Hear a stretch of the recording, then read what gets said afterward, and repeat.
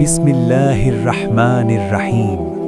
পরম করুণাময় ও অসীম দয়ালু আল্লাহ নামে শুরু করছি। মানুষের জীবনের সবচেয়ে নিশ্চিত কিন্তু সবচেয়ে উপেক্ষিত সত্য হল কিয়ামত। কোরআনুল কারীম বারবার ঘোষণা করেছে কিয়ামত আসবেই, এতে কোনো সন্দেহ নেই। আল্লাহ তাআলা বলেন, নিশ্চয়ই কিয়ামত আসবেই, এতে কোনো সন্দেহ নেই, কিন্তু অধিকাংশ মানুষ বিশ্বাস করে না। এই কুরআন আমাদের সতর্ক করার জন্য নাজিল হয়েছে, যেন মানুষ দুনিয়ার মোহ কাটিয়ে আখিরাতের প্রস্তুতি গ্রহণ করে। কিয়ামত এমন এক দিন যেদিন এই পৃথিবীর সব নিয়ম ভেঙে যাবে, আকাশ ও জমিনের বর্তমান রূপ বিলুপ্ত হয়ে যাবে এবং প্রতিটি মানুষ আল্লাহর সামনে দাঁড়াবে। আল্লাহ তাআলা কুরআনে বারবার বলেছেন কিয়ামতের দিন অনিবার্য। সূরা হজে বলা হয়েছে, হে মানুষ, তোমরা তোমাদের প্রতিপালককে ভয় করো, নিশ্চয়ই কিয়ামতের কম্পন এক ভয়ঙ্কর বিষয়। কুরআন আমাদের জানিয়ে দেয় কিয়ামত হঠাৎ করেই উপস্থিত হবে, কেউ জানে না কখন তা সংঘটিত হবে। আল্লাহ বলেন, মানুষ তোমাকে কিয়ামত সম্পর্কে জিজ্ঞাসা করে, বলুন, এর জ্ঞান কেবল আমার প্রতিপালকের কাছেই রয়েছে। কুরআনে বলা হয়েছে, যখন সিংগায় ফুঁ দেওয়া হবে তখন আকাশমণ্ডলী ও পৃথিবীতে যা কিছু আছে সবাই বেহুশ হয়ে পড়বে, যাকে আল্লাহ ইচ্ছা করবেন তিনি ছাড়া। তারপর আবার সিংগায় ফুঁ দেওয়া হবে, তখন তারা দাঁড়িয়ে তাকাতে থাকবে। এই সিংগার শব্দই হবে দুনিয়ার শেষ ঘোষণা। কোনো শক্তি, কোনো সম্পদ, কোনো আশ্রয় সেদিন মানুষকে রক্ষা করতে পারবে না। কুরআন বলছে, যখন পৃথিবী তার প্রবল কম্পনে প্রকম্পিত হবে এবং পৃথিবী তার সমস্ত বোঝা বের করে দেবে, মানুষ বলবে, এর কি হলো? সেদিন পৃথিবী তার সব খবর প্রকাশ করবে, কারণ তোমার প্রতিপালক তাকে নির্দেশ দেবেন। পাহাড়গুলোকে তুলোর মতো উড়িয়ে দেওয়া হবে। পাহাড় যেগুলো মানুষকে নিরাপত্তার প্রতীক মনে হয়, সেদিন সেগুলো মরীচিকার মতো হয়ে যাবে।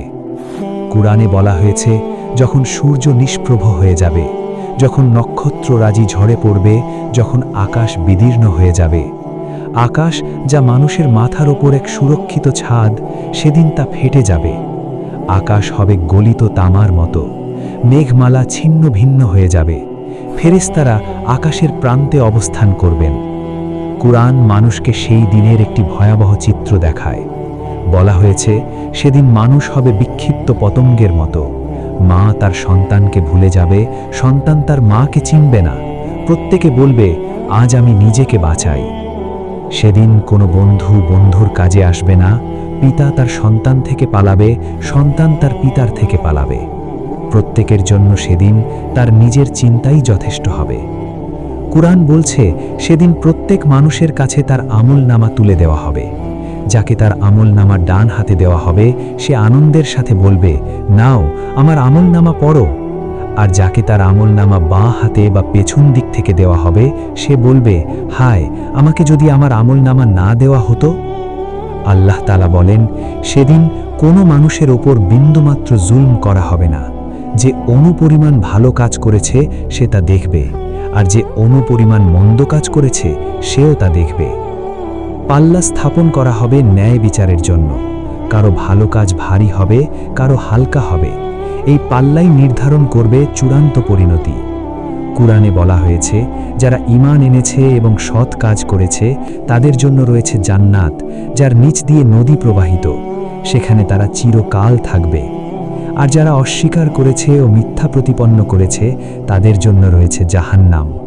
আগুন তাদেরকে চারদিক থেকে ঘিরে ফেলবে, তারা সেখান থেকে বের হতে চাইবে কিন্তু পারবে না। কিয়ামতের দিন আল্লাহ ঘোষণা করবেন, আজ প্রতিটি আত্মা তার কৃতকর্মের প্রতিদান পাবে। আজ কোনো জুলম নেই, আল্লাহ দ্রুত হিসাব গ্রহণকারী। এই দিনই দুনিয়ার সব মোহ, সব অহংকার, সব ক্ষমতার অবসান ঘটবে। একমাত্র সত্য হবে আল্লাহর রাজত্ব। কুরআন আমাদের এই ভয়াবহ দিনের কথা স্মরণ করিয়ে দেয়, যেন মানুষ ফিরে আসে, তওবা করে, সৎ কাজ করে। আল্লাহ বলেন, হে মুমিনগণ, তোমরা আল্লাহকে ভয় করো এবং প্রত্যেকেই যেন দেখে আগামী দিনের জন্য সে কি পাঠিয়েছে। কিয়ামত অবশ্যম্ভাবী। প্রশ্ন শুধু একটাই, আমরা কি সেই দিনের জন্য প্রস্তুত?